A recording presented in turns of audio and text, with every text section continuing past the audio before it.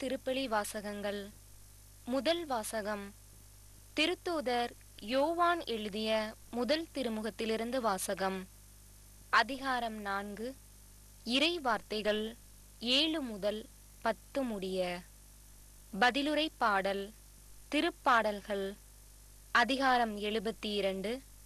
இறை வார்த்தைகள் 1 முதல் 4 மற்றும் 7 முதல் 8 முடிய.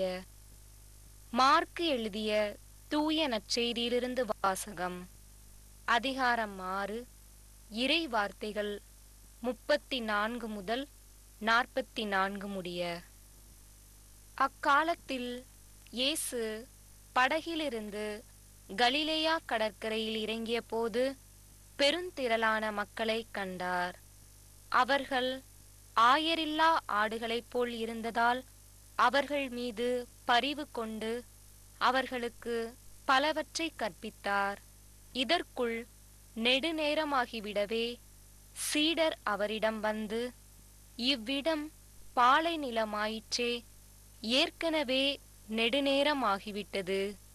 சுற்றிலுமுள்ள பட்டிகளுக்கும் ஊர்களுக்கும் சென்று உண்பதற்கு ஏதாவது அவர்களே வாங்கிக் கொள்ளுமாறு நீர் மக்களை அனுப்பிவிடும் என்றனர்.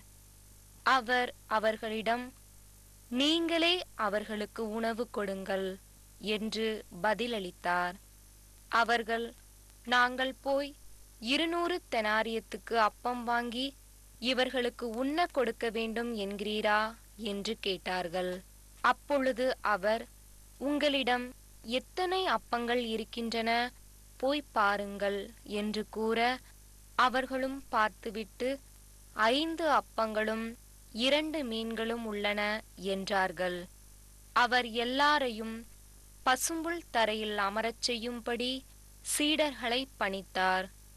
மக்கள் 100 பேராகவும் 50 பேராகவும் வரிசை வரிசையாய் அமர்ந்தனர்.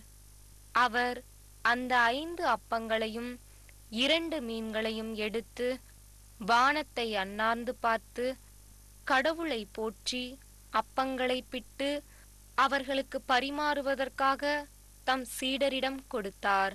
அவ்வாறே அந்த 2 மீன்களையும் எல்லாருக்கும் பகிர்ந்தளித்தார். அனைவரும் வயிறார உண்டனர். பின் எஞ்சிய அப்பத்துண்டுகளையும் மீன் துண்டுகளையும் 12 கூடைகள் நிறைய எடுத்தனர். அப்பம் உண்ட ஆண்களின் தொகை 5000. ஆண்டவரின் அருள்வாக்கு. கிறிஸ்துவே உமக்கு